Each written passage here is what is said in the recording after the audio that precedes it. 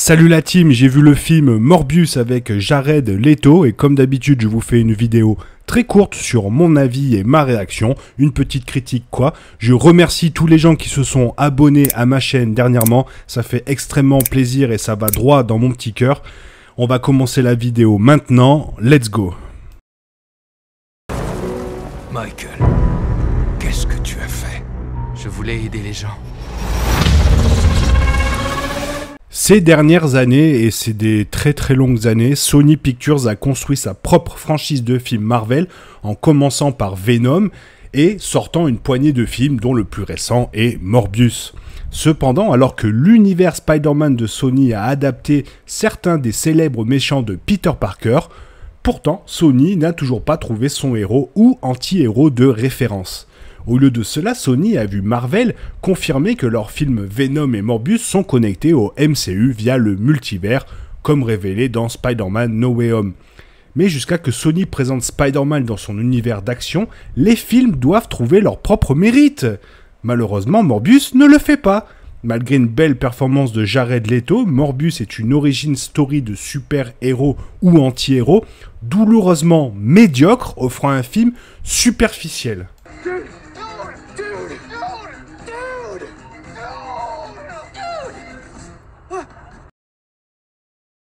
Jared Leto incarne le docteur Michael Morbius, un scientifique atteint d'un trouble sanguin pour lequel il a consacré sa vie à trouver un remède. Il est capable de se guérir en fusionnant son ADN avec celui des chauves-souris vampires, mais il se transforme en un vampire vivant suite au processus. Michael acquiert certaines capacités comme la super force et l'ouïe sous forme de sonar, mais il a également besoin de boire du sang pour survivre, c'est ballot. La vie de Michael se complique lorsque son meilleur ami d'enfance, Milo, Matt Smith, qui souffre de la même maladie, vole le sérum qui a guéri Michael et se transforme également en vampire vivant. Avec l'aide de sa collègue scientifique Martin Bancroft, Adriana Arjona, et de sa figure paternelle Nicholas Jared Harris, Michael doit trouver un moyen de mettre un terme au déchaînement meurtrier de Milo à New York, tout en évitant d'être arrêté par les agents du FBI, Simon Stroud Tyrese Gibson et Al Rodriguez, Al Madrigal. Réalisé par Daniel Espinosa, qui est loin d'être une référence, à partir d'un scénario du duo d'écrivains Matt Shazama et Burke Sharpless, qui ont fait deux dubs Dracula Untold et Gods of Egypt, Morbius a du mal à trouver un nouveau terrain à couvrir dans un paysage de films de super-héros qui ont épuisé les origin story standards au cours des 2 dernières années. Ils ont sucé les origin story jusqu'à la moelle. L'intrigue de Morbius suit exactement les mêmes rythmes que la plupart des origines de films de super-héros, mais là où le scénario de Shazama et Sharpless se débat, c'est dans le développement du personnage. Au lieu de se concentrer sur qui est Michael, Morbius passe beaucoup plus de temps à expliquer les pouvoirs et les capacités exactes qu'il acquiert avec son vampirisme, en les utilisant pour livrer une foule de scènes d'action.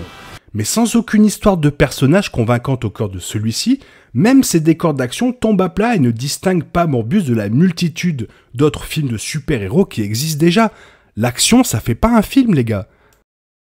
Pour leur part, les acteurs de Morbius font de leur mieux avec le matériel qui leur est fourni. Michael de Leto est un bon héros, mais il manque de personnalité et de motivation. La motivation! Michael commence par se consacrer à la recherche d'un remède, mais une fois que c'est fait, c'est comme si le film ne savait pas ce qu'il voulait ensuite. Sans le héros comme fil conducteur du film, Milo de Matt Smith devient le personnage le plus clair, même si lui-même il n'a pas compris ce qu'il devait faire, ne serait-ce que parce qu'il a un semblant de personnalité et que ses motivations sont claires. En tant que tel, Smith devient la vedette de Morbius, bien que cela ne dise pas grand-chose, puisque Milo est toujours un méchant ordinaire, en particulier selon les normes du film Marvel. Milo tombe dans le même piège que de nombreux méchants du MCU, où il a exactement les mêmes pouvoirs que le héros, mais lui, il est diabolique. Le reste de la distribution de soutien de Morbius est utilisable, mais ne fait pas grande impression. Et ce qui est le plus frustrant à propos de Morbius, c'est qu'il y a des éléments du film qui auraient pu contribuer à rendre le film plus agréable. Dès le début, lorsque Michael est transformé pour la première fois en vampire, il traque les mercenaires à bord d'un navire dans une scène d'action qui intensifie l'horreur de la situation, bien que malheureusement ça soit gêné par la forme Peggy 13 du film. Espinosa joue avec l'horreur dans une autre scène un peu plus tard, mais Morbius est malheureusement trop soucieux de rester un film de super-héros pour devenir un film d'horreur total.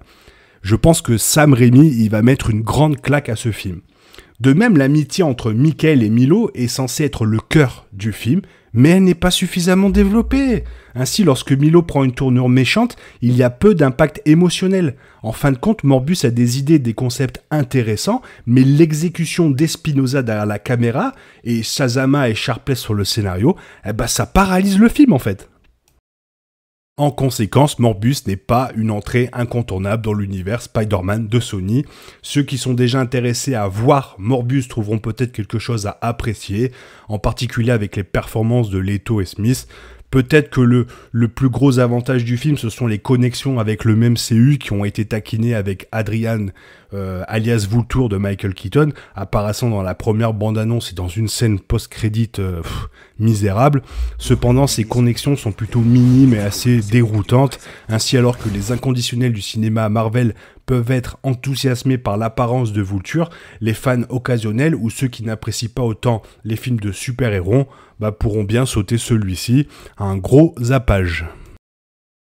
Quand je pense que ce film, il a été repoussé 6, voire 7 fois, il était initialement prévu pour juillet 2020, il a été décalé à mars 2021, puis octobre 2021, avant de se positionner pour le 21 janvier 2022, avant d'être déplacé jusqu'au 28 janvier 2022, et pour finalement trouver une place au 1er avril aux États-Unis, soit le 30 mars en France.